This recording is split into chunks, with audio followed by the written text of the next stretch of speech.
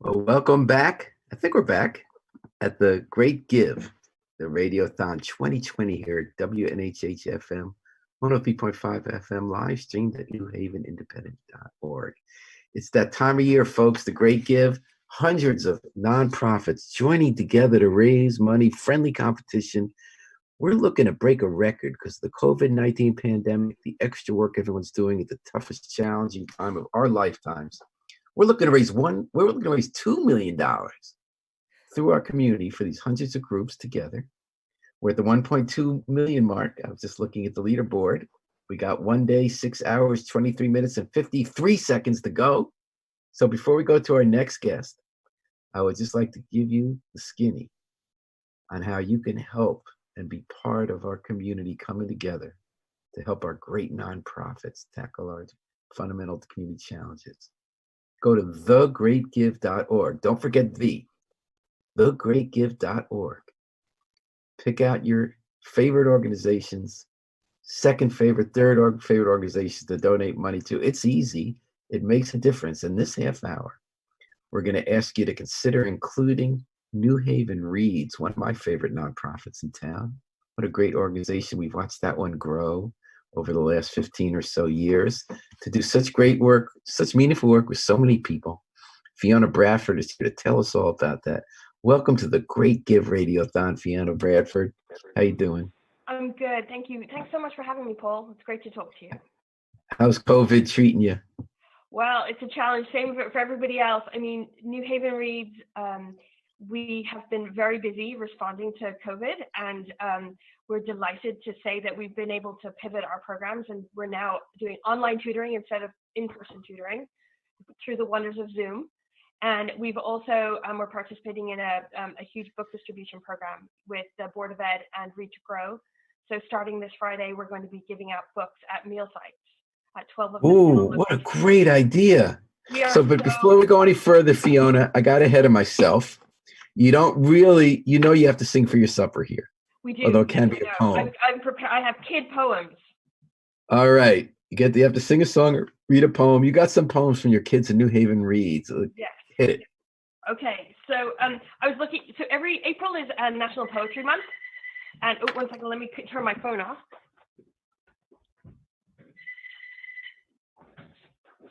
Sorry. April is National Poetry Month.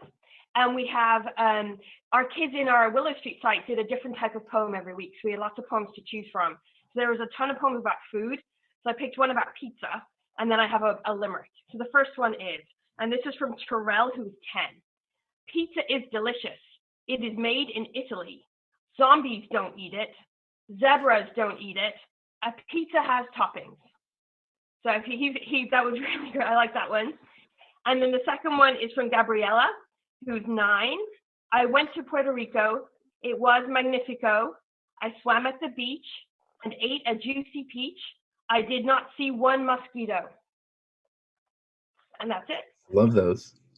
So we have Those are some of the New Haven Reads readers, and it gives you a taste, and we're going to talk about that now, and why we're urging you to go to thegreatgive.org, type in New Haven Reads, and give them some love as we go toward a $2 million total community-wide goal here at the Great Give. Also, if you feel like donating to the New Haven Independent, WNHH Radio, or Valley Independent Sentinel, we would appreciate that support as well. So Fiona Bradford, when New Haven Reads started, around 2005? Officially 2001 as a very temporary program. So we're almost 20 years old, which is hard to believe that time is flying. And yeah, because it still feels new. I remember Christine Alexander, the late Christine Alexander. This was her idea. She was a wonderful woman. And it didn't start out with kids writing poetry.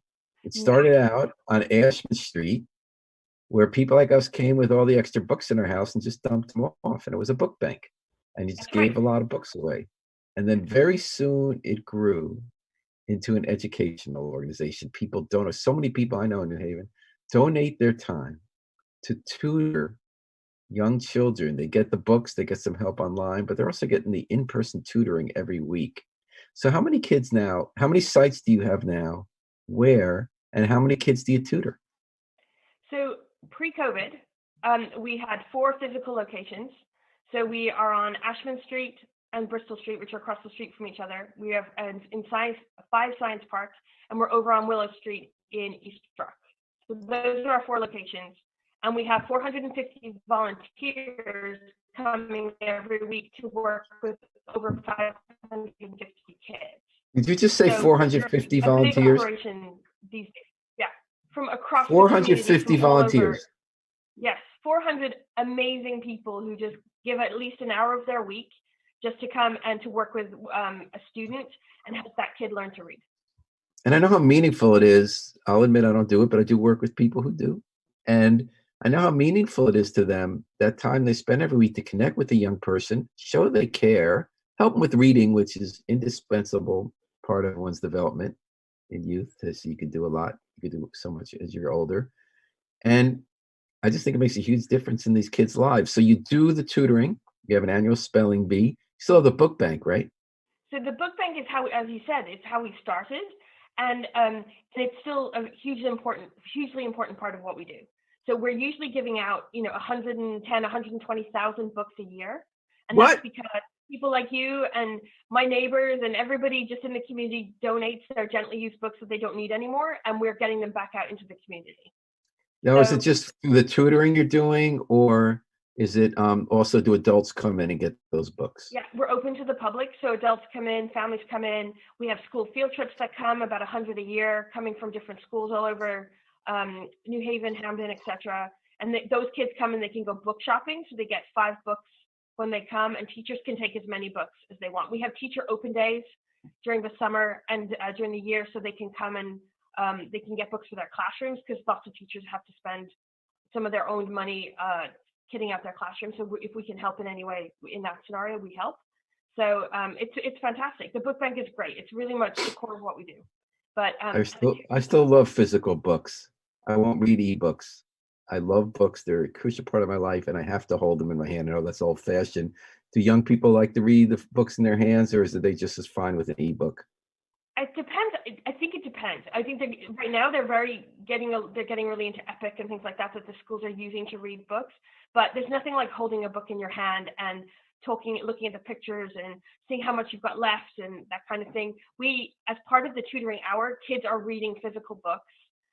They do have some computer time on a phonics program called Lexia, but they are spending 20 minutes reading a book with their tutor. And it's a physical book that they've chosen from our resources that we have there, that's high interest books that are appropriately graded for their level and that kind of thing. And the kids love What them. do you do at New Haven Reads? You've been there a bunch of years now. What's your I role? have. I've been here for 9 years, which is like gone by in a heartbeat. I'm the development and communications director, so I'm ultimately responsible from a fundraising perspective, but also which is tightly interwoven with our comms. So I'm responsible for our communications too. Do you ever do any tutoring? I have done tutoring. I do some subbing. And my own son was a student at New Haven Reads for 4 years because he was struggling with his reading, and he's a great commercial for the program because it really made such a difference to him. So, and my oldest daughter, who's a teenager, she's a senior in high school, she's tutoring as well. So it's a family All effort. right, the Bradford family's all in Yeah, at New Haven Reads. And we're talking about that on the Great Give Radiothon, WNHH-FM 103.5, live streamed at newhavenindependent.org. We're all pulling together, folks, over 36 hours. We're going to make it happen. We're going to raise that $2 million for great nonprofits like New Haven Reads. It's so easy to do. All you got to do is you go to thegreatgive.org online. Don't forget thegreatgive.org. And we're going to ask you this half hour to think about New Haven Reads, which 400 plus volunteers, as well as people like me, can tell you we've seen firsthand that it's a place of miracles. So Fiona, do you remember a day when you said your son was struggling reading? He for 4 years was in the program being tutored. Do you remember a moment when you saw the difference it made in his life, when he wanted to go, or he saw something anew, or found a book he loved, or figured out a pathway to reading he hadn't seen before? There were so many days, but the magic of the program is that it's not school and it's not home. So mom is not there trying to get you to do what you're supposed to do. You have this fabulous, dedicated, caring adult tutor who is there saying, how about this, and giving you lots of options. And he discovered books like all those graphic novels like Diary of a Wimpy Kid and he just took off because he wanted to read them so much. And he was working so hard that he and his tutor would talk about the story and talk about the illustrations. And from then, that was just the penny started to drop with him, and he realized the power of what he was able to do. So once he could read those things, then other things opened up to him.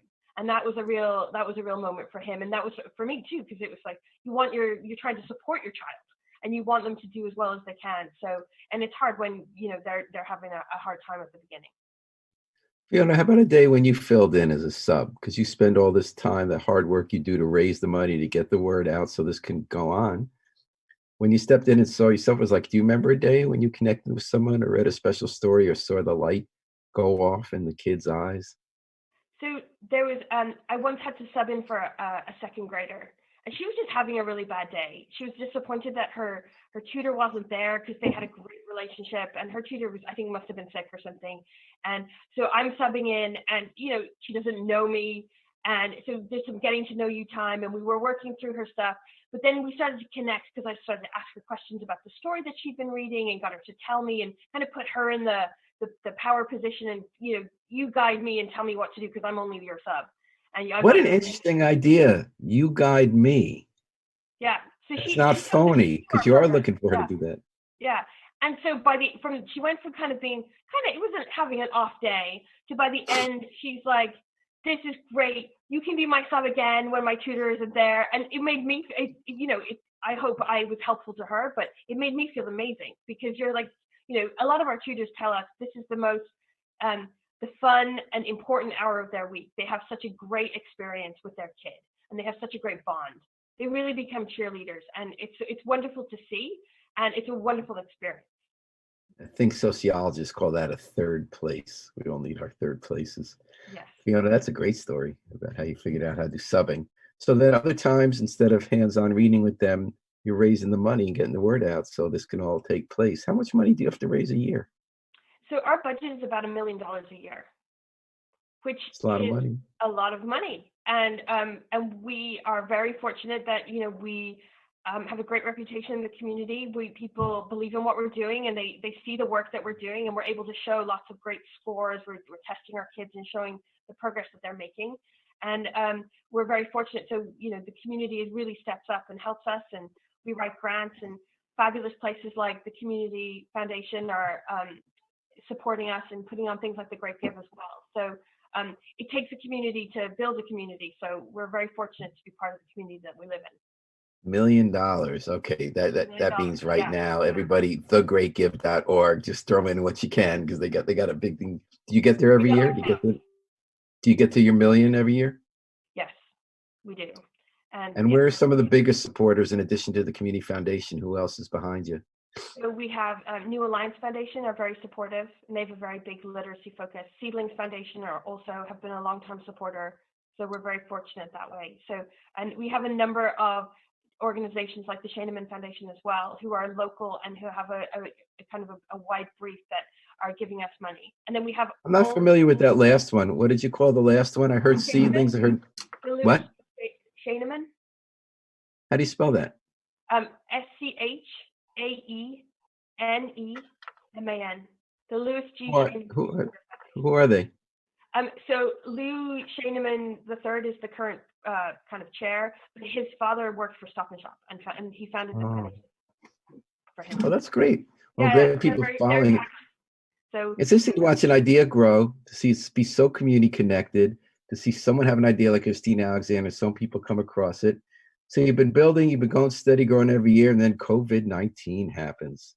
Yes. You had to quickly, your world changed overnight. All our worlds changed overnight. When was the last day you had people face to face, and what have you done since? You started talking about this at the beginning of the hour. Yeah, so we've been busy. Our last day was the last day of school, which was the 12th of March. So we usually follow the school calendar. So we are, so once they closed, we also closed. So our first day out of the buildings was the 13th of March. So since then, we've done kind of three main things. So the first thing is we have moved to online tutoring through Zoom, and each location has its own kind of Zoom. So for example, if you go to see Carol and Jess at Willow Street, you you as a tutor will go into a breakout room on Zoom with your student, and Carol and Jess, as if they would in real life, who will be coming up to you and talking to you during your tutoring hour, will be popping in and out of the breakout room. So we've had to adapt our program so that we are able to kind of use the pieces of our program online, because it's hard to replace that one-to-one contact. And then, so we've been doing the online tutoring, which has required us to retrain all of our fabulous tutors. So we're still in the training process. Plus, we've also been contacting all of our parents so that we make sure that they have the technology that they need, and also that they will be able to know what to do, and the kids know what to do once they're actually on Zoom. So do they have the technology they need? Most of them do. The schools obviously have been providing lending technology to kids, and we're also in contact with CFAL, Concepts for Adaptive Learning, because they have technology that they're able to give to families as well. So we share a space with them at Science Park, so we've been in contact with them quite a bit to identify families who need help. Fiona Bradford, you mentioned that Zoom isn't the same as in contact, but we got to do what we got to do with what we have available. Better than nothing. I mean, that's right. Like right now, I preferred it when you were in the studio that time, but it's still nice to be chatting with you. What are some tips when they do that tutoring to try to make the most of that technology, given that it seems like being together reading a book and sitting next to each other and talking must be a big part of the value of that New Haven Reads. So what do you tell your tutors, and what have they figured out about how to make the most of the situation? One of the things we told them is all about flexibility. So if the technology is not doing so well, what can you do? So the nice thing about Zoom is you can share your screen. So the students are sharing their screens, so they can do Lexia and they can do Epic, which is this online book resource that the schools also use. And then the other thing they can do is there's a whiteboard.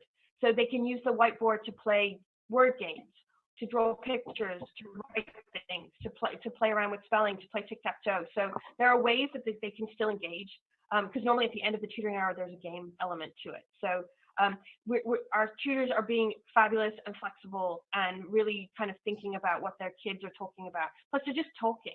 Our kids are they've missed their tutors. They're used to seeing them all year. The kids usually stay with the same tutor. So they're so happy to see one another. They've got lots to talk about and lots to catch up on. So that's actually been just lovely. And the kids are so happy to be coming out of the tutoring saying, that was amazing. And they're looking forward to their time. So One question facing every organization is, what long-term changes are going to come out of this? Like, I know in journalism, we can't wait to be back together, but it's going to take a while till we're in one office. Long-term, do you think you're still going to rely mostly on in-person? Will you be incorporating Zoom tutoring for people who are homebound or sick? How do you see this affecting the long-term way that New Haven Reads operates? So this is actually something we are already talking about, because it's hard to know when we're all going to be able to be physically back together. We've already decided that we're going to have our summer programs online. We have a 6-week tutoring and enrichment club program in the summer. So that starts in July and goes into August. So we'll be doing that online. If we aren't able to come back together physically, if it's at the end of August into September for when school starts, depending on what we're allowed to do, we have different options. So we could do some online and some in person. So then we could social distance. But it's hard to tutor when you're so far apart, when you have to be physically far apart. The other option is sometimes some of our kids, if they don't have good technology or good internet service at home, they could maybe come to our location and still be online tutored by a tutor who is at home. But then our site staff would be there as a resource. I mean, I think we will obviously take all of the recommendations and what's safe and best for our staff and best for our tutors to figure out what the next steps going forward. Our number one goal would be that we would be able to be physically together. But if that can't be, then we will continue to do the online, because the online can definitely work. It's still got a lot of value, and it means the kids are going to be so far behind. Our kids are already behind in reading. They're below grade level. That's why they're with us. So if their summer loss is going to start in March and they have 6 months of loss before they even get back to school, I mean, it's critical that they actually continue to tutor. And that's one thing I forgot to talk about. Just all the great work you do. You're an essential player in New Haven's communal effort to get kids at reading level, be the city that reads. And you lose that time over the summer, or if you got gaps during the school year. So I'm glad the online works. I'm so happy that New Haven Reads is doing what it does in our community. It's part of it makes you feel proud to be in New Haven, feel good about my community. How is COVID-19 treating you personally? How are you feeling? Anyone in the organization, yourself, got hit by the COVID-19? Have the tutoring sessions been 100% attended, 50%? So we're very fortunate that everybody in the organization is healthy at the moment, and we're checking and we're spending everyone's spending a lot of time on Zoom meetings and one-to-ones and checking in, and so we've been very fortunate that way. So what we're doing with the online tutoring program is we're building it up so that right now we have 127 hours, for example, this week. So 127 kids are being tutored, which is lower than our normal number, but every week it goes up. So as more parents are able to kind of give the technology to their children, because a lot of families are sharing one device, and everyone's trying to do school, and parents may be trying to do work, or people are, so it's a challenge. It's a real challenge. So, and we see that all over the place. But and also we're training our tutors, as some of our tutors are very comfortable with Zoom, and some of them are less technologically comfortable. So we're making sure that everybody gets the amount of time that they need for training. But we see these numbers are only going to go up. And we think in the summer, as people are kind of a little bit more in the zone and the online school stuff isn't happening, that we'll see even higher numbers. So it'll Fiona Bradford, way to go. You guys are heroes. You guys do such great work. Everything you do is just terrific. All the books you hand out and the tutoring you do. So let's remind people one more time. There's 3 minutes left in this hour. That's plenty of time to do the following. Go to thegreatgive.org, and don't forget thegreatgive.org. And please consider and give a donation to New Haven Reads, which even in the pandemic is keeping that one-on-one tutoring going so that we have a city that reads into the next generation. Harry Droz, our station manager, is showing us the leaderboard. We're at $1.24 million for 378 organizations. We're doing it, folks, but we can't let up. We got another day or so and a half to go on the Great Give for 2020. We got to hit that 2 million mark and maybe even more.